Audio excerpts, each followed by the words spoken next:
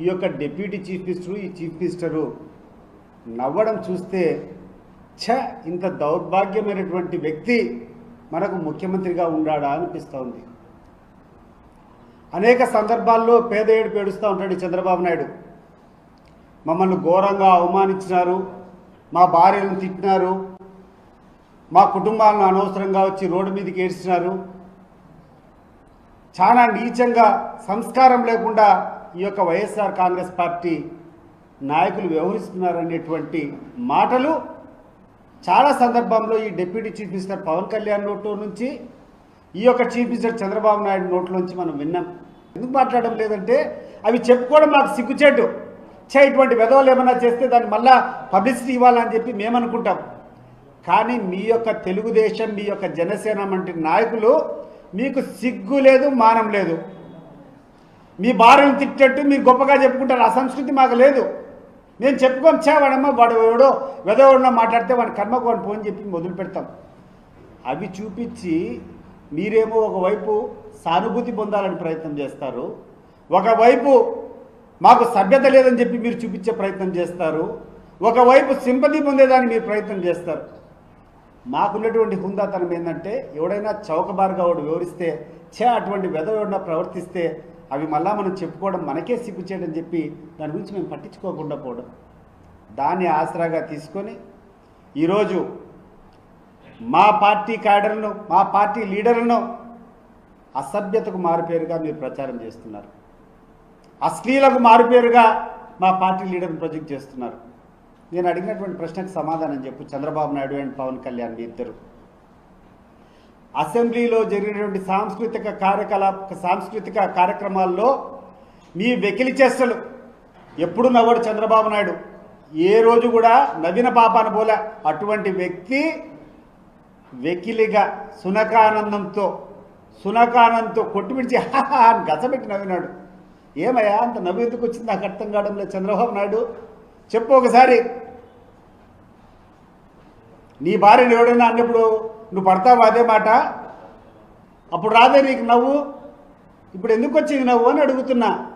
మరి నువ్వు కూర్చొని మాట్లాడతావు నిజాయితీ గురించి, నీతి గురించి, అసభ్యత గురించి, అశ్లీలత గురించి. ఇవన్నీ మానుకోమని చెప్పి నేను చంద్రబాబు నాయుడికి హితవిస్తూ ఆయన అసలు రంగు ఈ రెండు సంఘటనలు బట్టి బేరుజు వేసుకోవాలని చెప్పి ఈ రాష్ట్ర ప్రజలకు అందరికీ కూడా నేను మరొక్కసారి మనవి చేసుకుంటున్నా. పోలీసుల పేర్లు పెట్టి మరి చాలా దారుణంగా తిట్టిన, దూషించిన చరిత్ర మీ నాయకులదా మా నాయకుడిదా ఒకసారి తెలుసుకొని మాట్లాడితే బాగుంటుంది. అసలు ఈరోజు ఐపీఎస్ అధికారుల మీద అక్రమ కేసులు పెట్టించిన చరిత్ర ఎవరిది హోమ్ మినిస్టర్ గారు అని నేను అడుగుతూ ఉన్నాను. కులం పేరుతో, మతం పేరుతో, పార్టీల పేరుతో ఈరోజు పోలీస్ అధికారులకి పోస్టింగ్లు ఇవ్వకుండా వేధిస్తున్నది ఎవరు హోమ్ మినిస్టర్ గారో నేను అడుగుతూ ఉన్నాను. అసలు ఇంత దారుణంగా పోలీసుల్ని ఏ రోజు కూడా పోలీసుల కోసం మాట్లాడిన పరిస్థితి జగన్మోహన్ రెడ్డి గారు చేయలేదు. మీ నాయకులకే అలాంటి సంస్కారం ఉంది. అలాగే మహిళల కోసం కూడా మాట్లాడుతున్నారు హోమ్ మినిస్టర్ గారు. అసలు మహిళా పోలీస్ అధికారుల గురించి జగనన్న ఏ రోజైనా మాట్లాడారా? లేనివి ఎందుకు కల్పించి ప్రజలను మభ్యపెట్టడానికి మీరు ప్రయత్నిస్తూ ఉన్నారు? అసలు ఎక్కడైనా మహిళలకి అవమానించిన చరిత్ర కానీ, చూసిన చరిత్ర కానీ మా పార్టీలో మీరు చూసారా?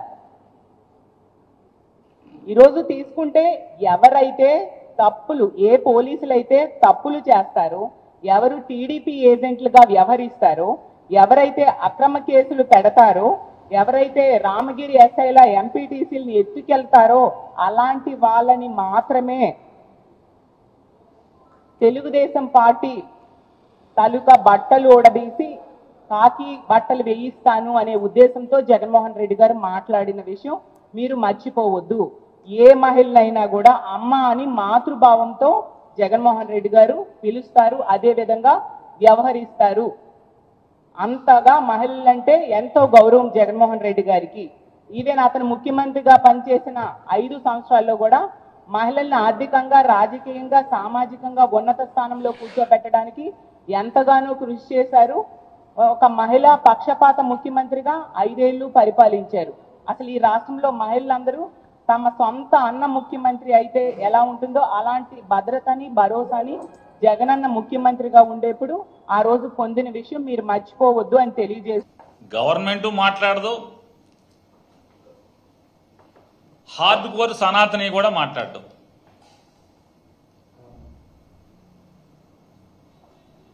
అదే జగన్మోహన్ రెడ్డి గారు కనుక ప్రభుత్వంలో ఉంటే రచ్చ రచ్చ యాగి యాగి, అసలు మామూలు యాగి కాదు. హైందవ ధర్మాన్ని రక్షించినటువంటి, నిలబెట్టినటువంటి, కాపాడినటువంటి హైందవ సాంప్రదాయాలను కానీ లేదా ధర్మాన్ని కానీ ఆంధ్రప్రదేశ్ రాష్ట్రంలో పెంపొందించడంలో కానీ దోహదపడినటువంటి ప్రభుత్వం జగన్మోహన్ రెడ్డి గారి ప్రభుత్వం. చంద్రబాబు గుళ్ళు కూలిస్తే ఆ గుళ్ళని నిలబెట్టినటువంటి ప్రభుత్వం జగన్మోహన్ రెడ్డి గారి ప్రభుత్వం. అలాగే రాజకీయాల కోసం రథాన్ని దహనం చేసినటువంటి కీచక రాజకీయాల ప్రత్యామ్నాయంగా కోట్ల డబ్బుతో రథాన్ని కొద్ది మాసాల్లోనే పునర్నిర్మాణం చేయించినటువంటి, ధర్మాన్ని నిలబెట్టే ప్రభుత్వం జగన్మోహన్ రెడ్డి గారి ప్రభుత్వం.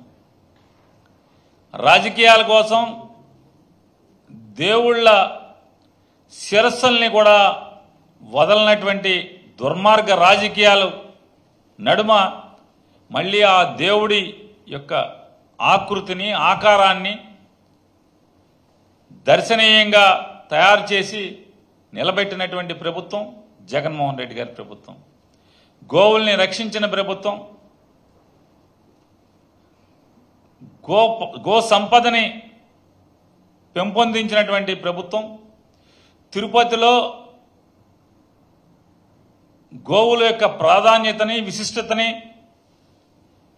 పెంపొందించినటువంటి ప్రభుత్వం జగన్మోహన్ రెడ్డి గారి ప్రభుత్వం. తర్వాత దాన్ని జోగిరామేశ్వర మంత్రి పరిస్తారా? ఏమో అలా అలా అలా ఆపాదిస్తే దాన్ని మేము దాని సమాధానం చెప్పాలా? ఏంటి అదొక పెద్ద ఏదో యుద్ధము, దాన్ని ఏదో ఏదో ఒక స్వాతంత్ర సమరంలో వచ్చి ఎన్నో యుద్ధాలు జరిగాయి కదా బ్రిటిష్ వాళ్ళకి, మన రాజులకి, మన విజయనగరం పప్పుల యుద్ధంలాగా. ఆ యుద్ధంలాగా వచ్చాను వీరుడు, అందుకని ఇచ్చారండి. అవును నవ్వుతాడు అన్న, ఇవన్నీ కాదు తాండ్ర పాపారాయుడు అందుకు ఇచ్చారండి. ఆయనకున్న ఈక్వేషన్స్లోనూ అప్పుడున్న రాజకీయ పరిస్థితుల్లోనూ ఆయన బలహీన వర్గాలకు చెందిన వ్యక్తి. ఆ జిల్లాలో ఉన్న, ఆ ప్రాంతంలో ఉన్న ఓ శాసనసభ్యుడు, ఆయనకి ఇవ్వాలని ఆ రోజున ఇవి ఇచ్చారు. అంతేగాని తాండ్రబాబు ఇచ్చారా? ఎవరు అవుతాడు కానీ ఏం బాటలు పోతుంది? మీరు కాదు మన టీడీపీలో ఆపోజిస్తారు. నేను చెప్తాను వాళ్ళు ఆపోజిస్తారు ఏదైనా సరే. ఏదైనా ఇప్పుడు జరిగిన ప్రకాష్ రెడ్డి మీద ఆ జిల్లా ప్రెసిడెంట్ మీద కేసు పెట్టచ్చా? వాళ్ళ కోరుండి ఇదంతా చేయించారు. నవ్విపోరు, ఇది సిగ్గుపడుతుంది సమాజం. ప్రజలు వచ్చి అమాయకులా చూడండి, రాష్ట్ర ప్రజలు వినండి, ఇలాంటి పెట్టి తిరిగి కేసు ఎవరి పెడుతున్నారు. ఇదేనా చట్టం? ఇదేనా ప్రజాస్వామ్యం?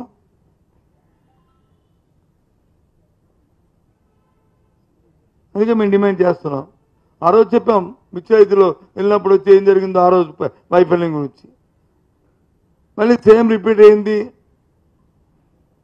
నంద్యాల వెళ్ళినప్పుడు, మళ్ళీ రిపీట్ అయింది మళ్ళీ నిన్న. ఏంటిది?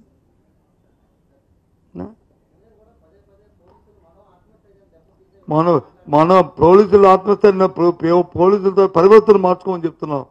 మనోధైర్యాన్ని దెబ్బతి ఇట్లా పరివర్తన మార్చుకోమని చెప్తున్నాం. అంతేగాని మనోధైర్యం దెబ్బతీసే మాట కాదు ఇవి. పరివర్తన మీ ఆలోచన విధానాన్ని మార్చుకోమని మా తాలూకా కోరిక. ఇది వైసీపీ వ్యవహరించినట్లు ఇంకా బాగా వ్యవహరించాలని కోరుకుంటున్నాం. ఒకవేళ అక్కడ తప్పులేం జరిగితే ఆ తప్పుల్ని సరిదిద్దుకొని వెళ్ళాలని కోరుతున్నాం. అక్కడ ఏమైనా చట్ట వ్యతిరేకమైన చట్టంలో లేని ఏమైనా జరిగితే అవి చేయొద్దని కోరుతున్నాం. రామగిరికి సంబంధించిన అదే మండలానికి సంబంధించిన ఎస్ఐ వీళ్ళ వెహికల్లో ఎక్కుతాడు.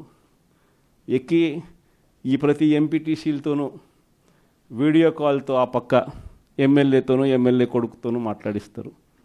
వాళ్ళు భయపడిస్తారు.